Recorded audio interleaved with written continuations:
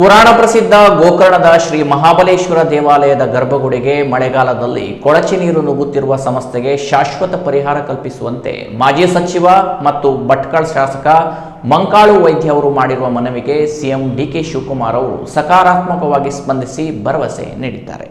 ಬೆಂಗಳೂರಿನಲ್ಲಿ ನಡೆದ ಸಭೆಯಲ್ಲಿ ಗೋಕರ್ಣ ಕ್ಷೇತ್ರದ ರಸ್ತೆ ಅಭಿವೃದ್ಧಿ, ಕೋಟಿತೀರ್ಥ ಅಭಿವೃದ್ಧಿ ಹಾಗೂ ದೇವಾಲಯ ಎದುರಿಸುತ್ತಿರುವ ಸಮಸ್ಯೆಗಳ ಕುರಿತು ಶಾಸಕ ಮಂಕಾಳು ವೈದ್ಯ ಅವರು ಮುಖ್ಯಮಂತ್ರಿಗಳ ಗಮನ ಸೆಳೆದರು. ಈ ವೇಳೆ ದೇವಾಲಯದೊಳಕ್ಕೆ ಮಳೆ ನೀರು ಮತ್ತು ಕೊಳಚೆ ನೀರು ನುಗ್ಗುತ್ತಿರುವ ವಿಚಾರಕ್ಕೂ ಆದ್ಯತೆ ನೀಡುವಂತೆ ಅವರು ಮನವಿ ಮಾಡಿದರು. ಈ ಹಿನ್ನೆಲೆಯಲ್ಲಿ ದೇವಾಲಯದ ಅಭಿಷೇಕ ತೀರ್ಥ ಹೊರಹೋಗುವ ಸೋಮಸೂತ್ರವು ಸಂಗಮ ನಾಲೆಗೆ ಸೇರುವ ಸ್ಥಳದಲ್ಲಿ ಗೇಟ್ ವಾಲ್ ಅಳವಡಿಸಿ ಮಳೆಗಾಲದಲ್ಲಿ ಹೊರಭಾಗದ ಕೊಳಚೆ ನೀರು ದೇವಾಲಯದ ಒಳಗೆ ಪ್ರವೇಶಿಸದಂತೆ ಶಾಶ್ವತ ವ್ಯವಸ್ಥೆ ಕಲ್ಪಿಸಲು ಸಂಬಂಧಿತ ಅಧಿಕಾರಿಗಳಿಗೆ ಡಿಕೆ ಶಿವಕುಮಾರ್ ಅವರು ಸೂಚನೆ ನೀಡಿದರು. ಕಾಮಗಾರಿಯನ್ನ ತುರ್ತು ಅಗತ್ಯ ಕೆಲಸವೆಂದು ಪರಿಗಣಿಸಿ ಶೀಘ್ರ ಆರಂಭಿಸುವಂತೆ ನಿರ್ದೇಶನ ನೀಡಲಾಗಿದೆ. ಪರಿವರ್ತನಾ ಗೋಕರ್ಣ ಸಂಸ್ಥೆ ಸಲ್ಲಿಸಿದ್ದ ಮನವಿ ಪತ್ರ ಹಾಗೂ ದೇವಾಲಯದೊಳಕ್ಕೆ ನೀರು ನಿಂತಿರುವ ಚಿತ್ರಗಳನ್ನು ಪರಿಶೀಲಿಸಿದ ಬಳಿಕ ಈ ನಿರ್ಧಾರ ಕೈಗೊಳ್ಳಲಾಗಿದೆ. ಇತ್ತೀಚಿನ ಭಾರಿ ಮಳೆಯಿಂದ 2 ಬಾರಿ ಗರ್ಭಗುಡಿಗೆ ಕೊಳಚೆ ನೀರು ನುಗ್ಗಿ ಭಕ್ತರು ಮತ್ತು ದೇವಾಲಯ ಆಡಳಿತಕ್ಕೆ ತೊಂದರೆಯಾಗಿದ್ದ ಹಿನ್ನೆಲೆಯಲ್ಲಿ ಈ ವಿಷಯಕ್ಕೆ ಸರ್ಕಾರ ಆದ್ಯತೆ ನೀಡಿದೆ. ಸಭೆಯಲ್ಲಿ ಕಾಂಗ್ರೆಸ್ ರಾಜ್ಯ ಕಾರ್ಯದರ್ಶಿ ನಿವೇದಿತ್ ಆಳ್ವ ಕೂಡ ಭಾಗವಹಿಸಿ ದೇವಾಲಯದ ಸಮಸ್ಯೆಗಳ ಕುರಿತು ಮಾಹಿತಿ ನೀಡಿದರು. ಗೋಕರ್ಣ ಕ್ಷೇತ್ರದ ಅಭಿವೃದ್ಧಿಗೆ ಸರ್ಕಾರ ವಿಶೇಷ ಗಮನ ಹರಿಸುತ್ತಿದ್ದು, ಮೊದಲ ಹಂತದಲ್ಲಿ ದೇವಾಲಯದ ಕೊಳಚೆ ನೀರಿನ ಸಮಸ್ಯೆಗೆ ಶಾಶ್ವತ ಪರಿಹಾರ ಒದಗಿಸಲು ಕ್ರಮ ಕೈಗೊಳ್ಳಲಾಗುತ್ತಿದೆ ಎಂದು ಅವರು ತಿಳಿಸಿದರು. ಭಟ್ಕಳ ಶಾಸಕ ಮಂಕಾಳು ವೈದ್ಯ ಮಾತನಾಡಿ,